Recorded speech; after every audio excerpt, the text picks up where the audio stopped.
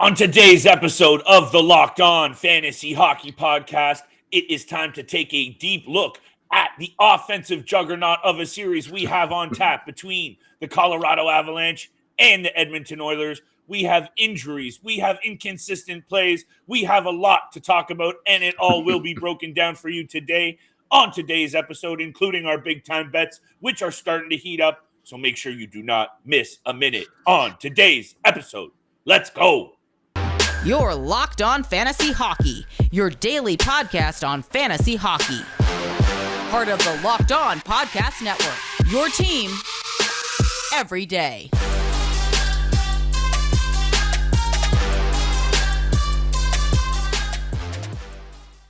What is going on, everybody? Welcome back inside the lab with your boy, Mr. Steel Roden and Big Flip Livingstone. We are here with you Monday to Friday, feeding you everything you need to know about the world of hockey from a gambling and fantasy perspective.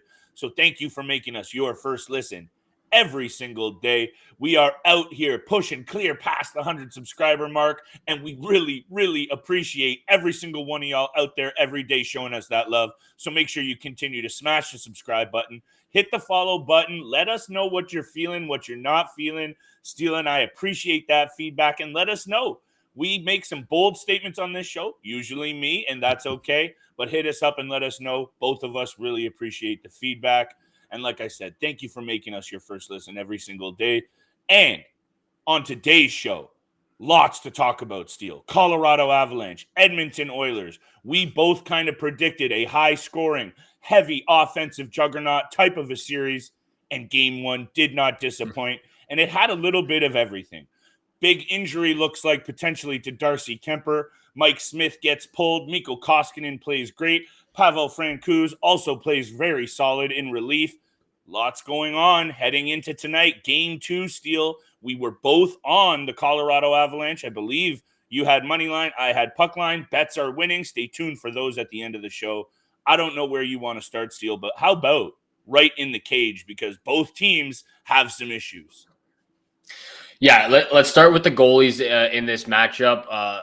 Let's start with the Edmonton Oilers side of things. Mike Smith, I've said this for so many times, and I've repeated myself so many times. Yep. He's not the guy that is going to get the job done. And, obviously when you're going up against one of the best teams in the NHL, the Colorado Avalanche, they've got a lot of firepower on both ends, not just their forwards, but on the back end as well. So guys like Cale, Makar, Eric Johnson, Josh Manson, guys that they brought in, as well as guys that they've had over the last couple of years, they can be an offensive juggernaut as well. And that's exactly what we saw, especially from Cale Makar last night. Yeah. But look what you got out of those top lines. They finally got Mikko Rantanen going, finally gets his second goal of the postseason. His first one was an empty netter. So finally, and thankful for the Colorado Avalanche that Rantanen gets on the score sheet. Had 2 points. MacKinnon had 2 points. Landeskog had 2 points. Makar had 3. They had all 4 of their top juggernaut weapons firing on all cylinders last night, and Mike Smith couldn't make a stop. So he gets pulled. Mikko Koskinen comes in. He lets 3 goals in. It's just a little bit of a wildfire for the Edmonton Oilers in the crease. And then for the Colorado Avalanche, Darcy Kemper actually pulled himself. He knew he was not 100% right. I believe I just read something on Instagram. I'm not sure if it's 100% true, but what I read was that he was actually losing vision after that third goal. His vision was starting to go blurry. We know that he got poked in the eye in the first round against the Nashville Predators. He's had some issues with his eyesight since then. They released that it was an upper body injury. So if that is the case, it seems like those things are adding up. Pavel Francouz comes in. To me, I thought he played absolutely spectacular. I know he let 3 goals in on 23 shots, but I thought he made some ridiculous saves, one of them being on Ryan McLeod in the last minute of the game. A real pushover from his right with a left toe save. I thought he was absolutely fantastic. He looked incredible out there, especially coming in halfway through the game. Yeah, and I think, honestly, I wanted to give some credit to Mikko Koskinen because he actually only let in 1 goal coming in. The other goal was an empty netter. He made 20 stops on 21 shots. And realistically, those the Edmonton Oilers are in trouble if they have to rely on Mikko Koskinen. And, unfortunately, you have the situation that you just discussed with Darcy Kemper really pulling himself. And that's almost worse than having to have your coach pull you, because that almost tells me there is something going on there. Yeah. I know at the time they did have a comfortable lead, but we know also with Darcy Kemper, one of the issues we've had with him over his career is inconsistencies when it comes to being able to stay in the crease. I'm not saying he's an injury-prone goalie, but he has had injury issues. So something when it comes to your sight after taking a few hard shots off the dome, that is something that you are concerned about for sure if you're the Colorado Avalanche. So, concerns on both ends. But if you have to go with a goalie in terms of the replacement of your quote-unquote number one, because I guess Mike Smith is the number one, it's got to be Francouz. He looked pretty good, you're right. Made the big saves when the bell was called, and I think he's going to be counted on again, potentially in Game 2. And we know these Edmonton Oilers are firing on absolutely every single offensive cylinder. And this game could have gone another way if there was just a little bit more time on the clock. I really do think that, both you and I got lucky. The Colorado Avalanche are for sure the favorites in this series, more so now, obviously, with only 3 games down to end the series. But man, that Colorado Avalanche team, if they don't tighten it up on the back end, Connor McDavid and Leon Draisaitl, Evander Kane, these guys are going, even Zach Hyman. So they better tighten up quick, because this series might go a little longer than we expected. Yeah, and it seems like the Edmonton Oilers, exactly from what Mike Smith said in the post-game conference after Game 1, it looks like the Edmonton Oilers don't like Game 1s. They lost 4-0 to the LA Kings in round 1, 9-6 to the Calgary Flames in round 2, now 8-6 to the Colorado Avalanche. It's been high-scoring games in Game 1s for the Edmonton Oilers, but go back to Darcy Kemper. I have to give him a ton of respect for pulling himself, because you're on the biggest stage in your life. And if you're not at 100%, you need to do what's best for your team. And he knew that he was not at 100% after that third goal. You could tell something was a little bit off. He went straight to Bednar, to the bench, and talked to him.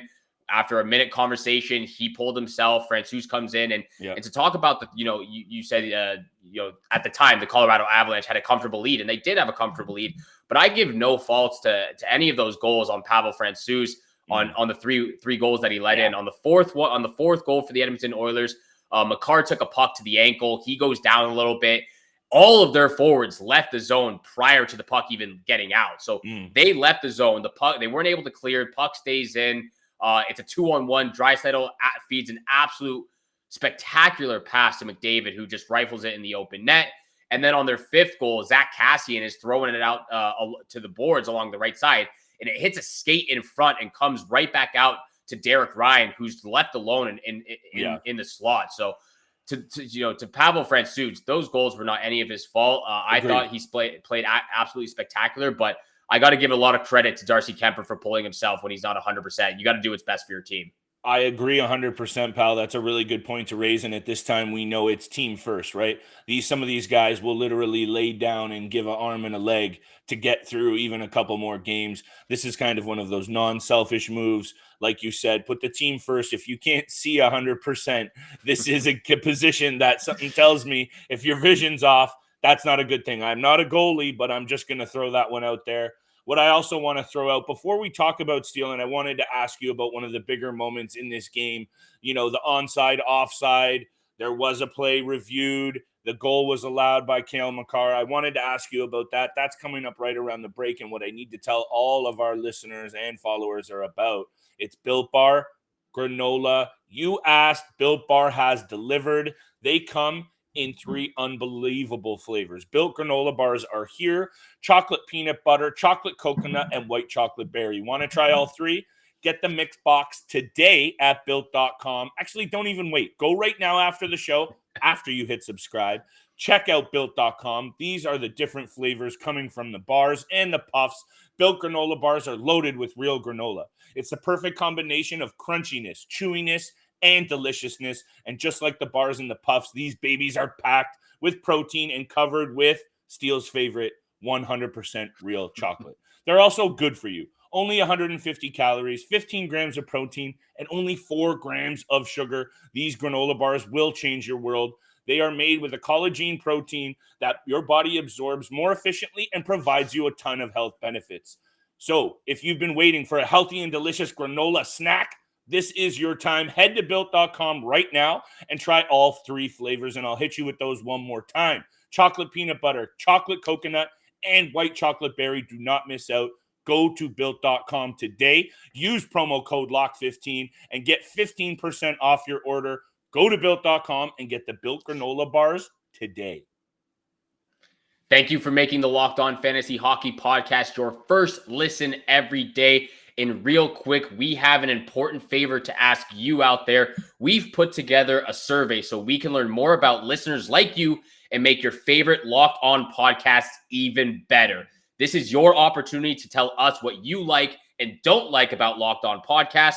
Go to lockedonpodcast.com/survey right now to get started. It won't take very long, and everyone that completes a survey can qualify for a chance to win one of 10 $100 Ticketmaster gift cards.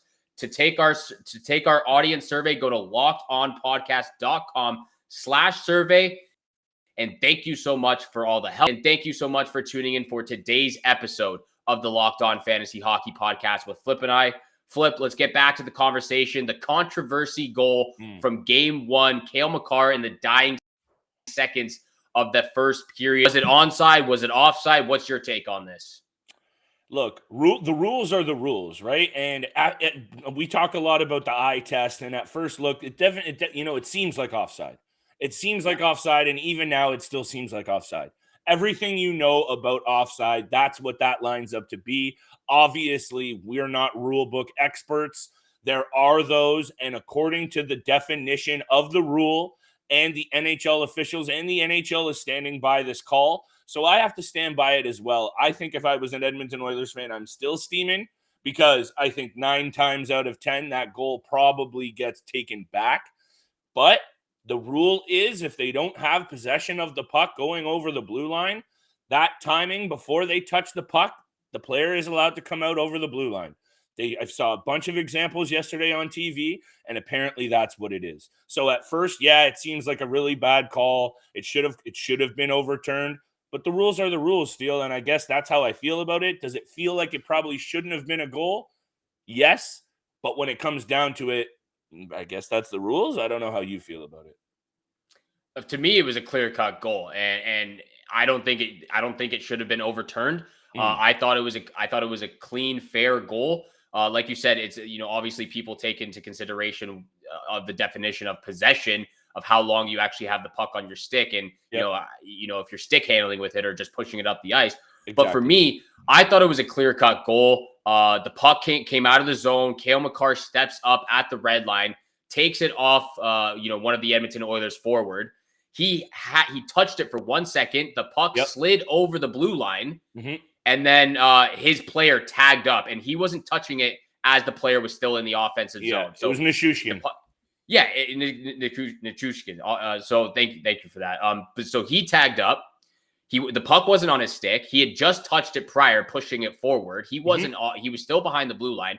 His stick was over, but he wasn't touching it. So for me, clear-cut goal. If they had overturned it, I would have been furious because to me that was clear-cut. And I think it's one of those spots where we learn a little bit, right? Maybe it's not just as clear as puck before player. Take a look at the rule book. He did not have possession, multiple angles. It's not like it was a bad angle and there was a bunch of guys in the way of the puck and maybe it was a bit more debatable. The refs have a clear look at reviewing this, and it was almost like the review did prove to a lot of, rules officials, and you listen to Elliot Friedman and all the experts talk about it. That's a goal. That's a goal, and I understand Edmonton Oilers' frustration, and that first period was a wild ride, and, maybe things go a little differently if the Oilers head in to the first intermission with the game tied, but them's the breaks. Mike Smith just got beat bad. That was a top-shelf rocket from Cale Makar, and a goal is a goal, and, speaking of Makar, Steele, this guy is on a historic pace. I believe he is, well over a point per game in the playoffs. I saw the list on TV last night. The only player with a higher point per game postseason percentage. How about Bobby Orr? Basically, the defenseman that changed the game, the first defenseman to rush the puck. Cale Makar is in some very, very elite company. And if this Colorado team, and I'm pointing over here because I'm looking at this roster right now, if this Colorado team can maintain these core pieces and manage to maintain a goalie of any semblance, this team is going to be special for a while to come. And I wanted to wrap up this conversation before we give our predictions and bets for tonight is Nathan MacKinnon.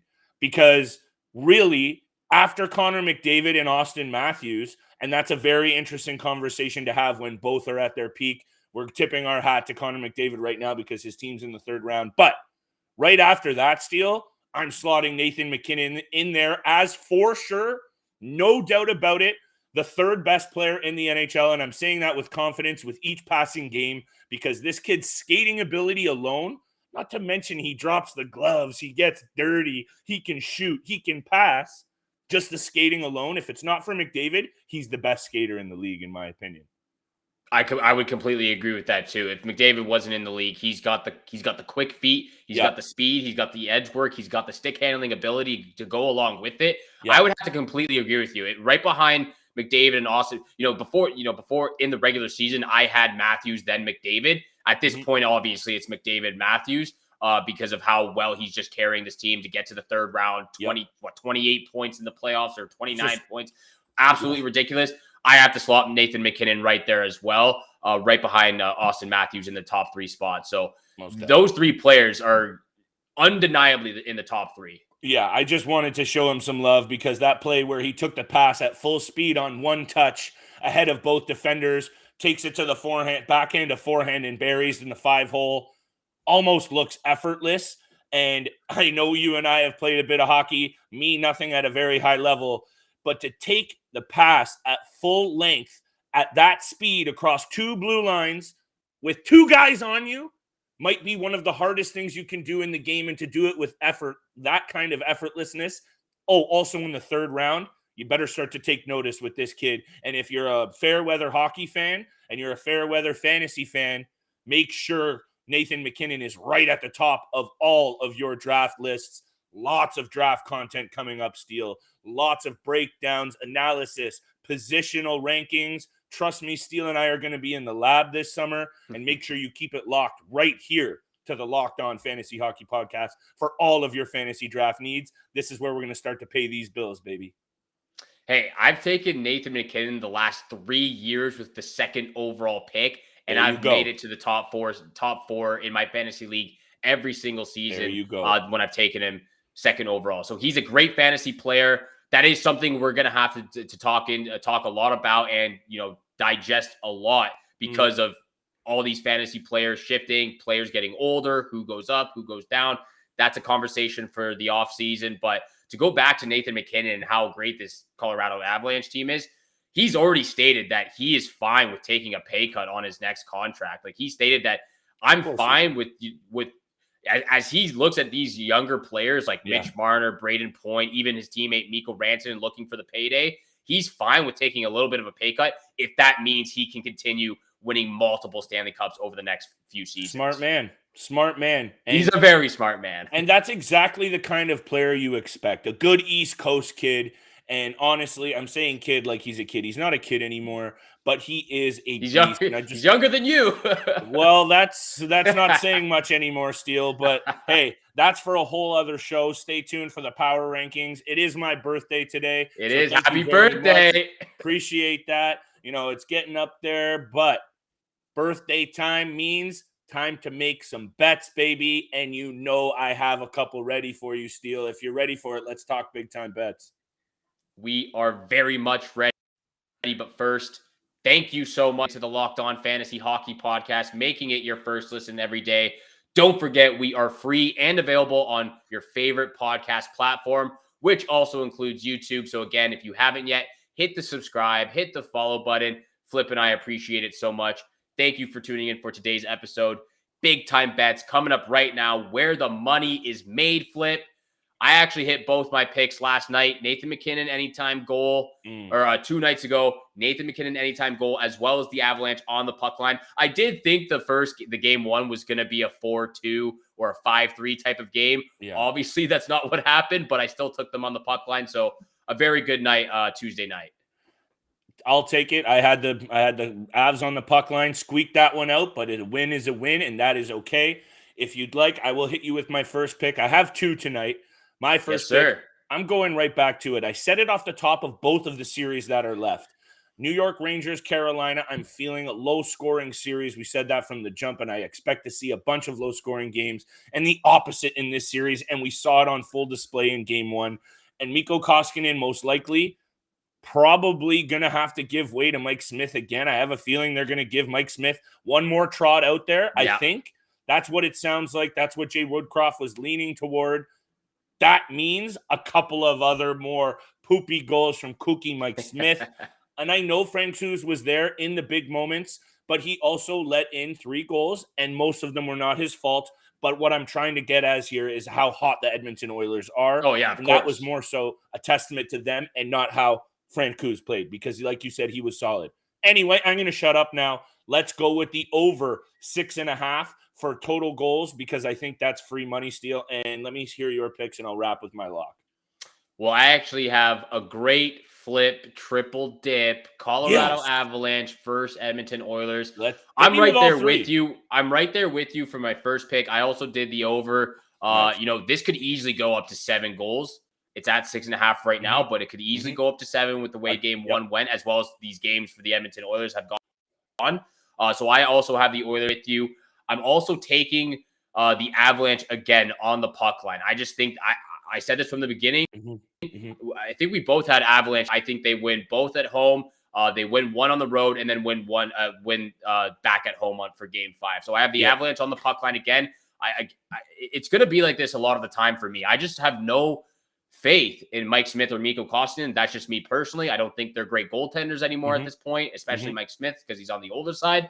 But that's a different conversation. Avalanche on the puck line for my second pick. And then for my lock of the night, Makar over 1.5 points in game 2. I just think he's probably at this point the best defenseman, right alongside Victor Hedman, because Victor Hedman to me is still the top guy, but Makar is right there along with him. Like you said, he's right up. He's battling right now with Bobby Orr for points per game.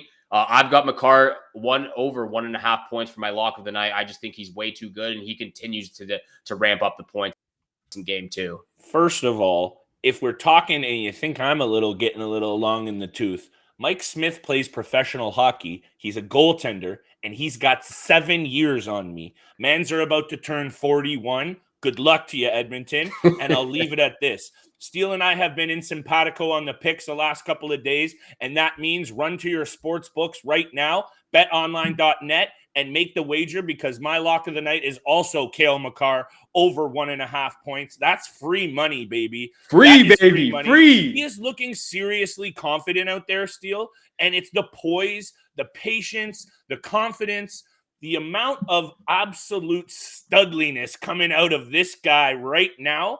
You just have to keep going back to the well. He looks way too good, and the whole Edmonton Oilers blue line is in serious trouble, because if Nathan MacKinnon is taken to the puck on net like that and you're getting no semblance of goaltending, we called Avs in 4 or 5, and I think this might be over in 4 anyway.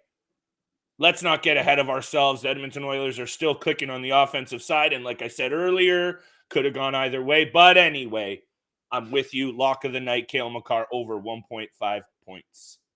Absolutely love it. And look, when this kid can fire the puck and score at will like he's doing and he's done so far this season, and then on top of that, you bring in the special teams on the power play. He runs it on the back end. He's putting the puck on net, looking for deflections. You know he's going to get a couple of assists, or at least one assist for the night. This guy is bound to continue getting over 2 points a game, 2 or more points a game. He's just way too good. Flip. I love when we're on the same page. It just makes me feel way more confident with my picks. Even though I was already confident, it just makes me so much more happy. Just to reiterate before we wrap things up, both Flip and myself's lock of the night, Cale Makar over 1.5 points for game 2. Lock it in, pencil it in, put your money down. We've been racking in the dough lately. We've been putting the bets down, getting some money back. It's Flip's birthday tomorrow, or today, actually. Today. It's my birthday on June 12th. Gemini season, baby. It's Gemini season, baby. And before we wrap up, just want to say once again, thank you so much for making the Locked On Fantasy Hockey Podcast your first listen every day.